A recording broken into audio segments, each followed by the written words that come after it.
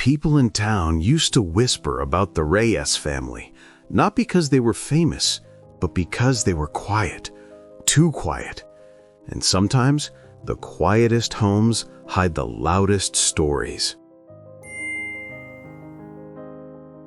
Janelle Reyes learned this the hard way. At 27, she lived alone with her father, Mauro, once a truck driver, now a man whose silence felt heavier than furniture. They barely spoke, not because they hated each other, but because too many years had passed with unsaid apologies floating in their small house like ghosts. On a Tuesday morning, Janelle found her father sitting at the dining table, staring at an old cracked phone. "You're up early," she said. Mauro didn't look at her. "Couldn't sleep." She nodded, expecting the usual silence. But today was different. Today he seemed to want to say something, his jaw trembling, his fingers tapping the table.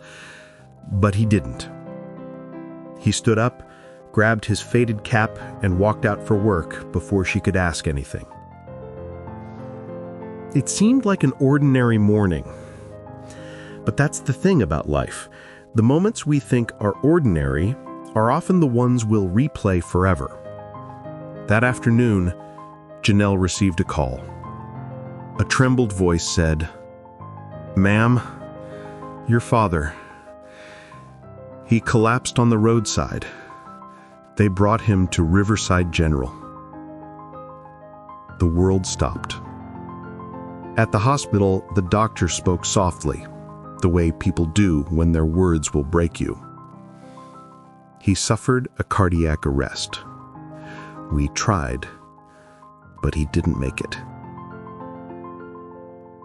Just like that, her father, her quiet, distant, complicated father, was gone. But grief was only the beginning. When the nurse handed her his belongings, one item stood out: his old cracked phone. The same one he stared at that morning. She turned it on. One unsent message glowed on the screen. "To my daughter, Janelle." Her chest tightened. He had written something. Something he never got to tell her. Hands shaking, she opened the message, but it wasn't what she expected. It wasn't an apology. It wasn't love. It was a truth. One that shattered everything Janelle thought she knew about him and about her own life. The unsent message looked short, almost simple, like something typed in a rush, but every word landed like a knife.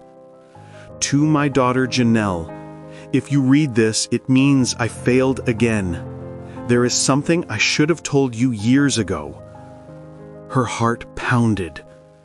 For years she carried resentment, believing her father didn't care enough, didn't try enough, didn't love enough. But nothing prepared her for the line that followed. "I wasn't the one who walked out on your mother. She left first because she didn't want a sick child." Janelle's knees buckled. Sick child? She kept reading, breath trembling. "When you were 5, you were diagnosed with a heart condition. Small, but risky. She was afraid you'd become a burden. She said she wanted a different life. I begged her to stay. She chose freedom." Janelle felt her vision blur. All her life, she believed her mother left because of him, because he was irresponsible, lazy, distant. But the message wasn't done. "I never told you because I didn't want you to hate her the way I did. I wanted you to have at least one parent to look up to." She dropped the phone. Her father, the man she thought was cold, was actually protecting her from a truth cruel enough to stain her childhood. Guilt wrapped around her throat. How many times did she ignore him, snap at him, avoid conversations, all while he carried the blame silently so she wouldn't grow bitter? She picked up the phone again, tears falling on the screen. One last sentence waited at the bottom, typed shakily. I didn't manage to fix things between us. I wanted to try today, but I lost the courage when I saw how tired you looked. I'm sorry, my daughter." She pressed the phone against her chest and cried in the hospital hallway, a guttural, painful cry she never knew she had in her. The nurse approached. "Ma'am, there's one more thing." She held out a small envelope.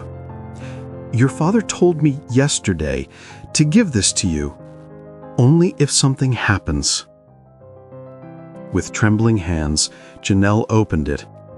Inside was a receipt for a bus ticket dated tomorrow and a note written in her father's crooked handwriting. "I found your mother. She wants to see you." Everything inside Janelle went ice cold. Her father died carrying the weight of someone else's sins, and now he had arranged her reunion with the woman who abandoned her. The next morning, Janelle stood at the bus terminal holding the ticket her father bought. She could have thrown it away. She could have walked home. She could have pretended none of this happened. But every time she hesitated, she remembered the unsent message, his trembling hands, his last attempt to reach out. So she boarded the bus. The old vehicle hummed down the highway. Each passing town felt like a question. Do you really want the truth? Are you ready? Janelle wasn't sure. She found the house easily, a quiet, unfamiliar place with blue walls and a small porch. A woman stepped out, wiping her hands on an apron. Her mother. She looked older, thinner, but her eyes were exactly the same as the memory Janelle had been holding for 22 years.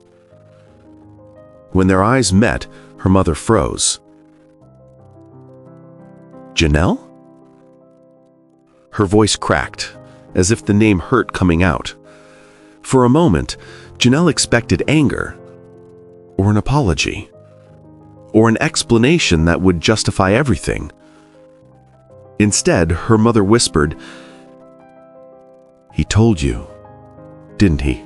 Janelle nodded stiffly. Her mother's shoulders dropped, not in relief, but shame. "I don't deserve forgiveness," she said gently. "Your father, he loved you in a way I couldn't. I thought leaving would give you a better chance. I was wrong about everything." Janelle waited for the pain to settle. Instead, all she felt was an empty ache. "You should have stayed," she said, her voice barely holding together. "I know, and I will live with that for the rest of my life." There were no dramatic breakdowns, no hugging in the rain, no magical healing. Just two women standing on a porch, facing a truth too heavy for words. But as Janelle looked at her mother, tired, remorseful, broken, she realized something. Her father carried this burden so she wouldn't have to. He lived misunderstood to protect her from the truth. He loved quietly, but fiercely. And that is what real love looks like. That day, Janelle chose something her father chose every day without being asked. Compassion. Not full forgiveness, not instant healing, just the willingness to try. She took a slow breath. "I'm not ready to forgive you, but maybe someday we can talk?" Her mother nodded, tears falling freely. "Someday is more than I deserve." As Janelle walked away toward the bus stop, she felt the wind brush her face. For the first time in years, she whispered into the quiet, "Dad, I understand now."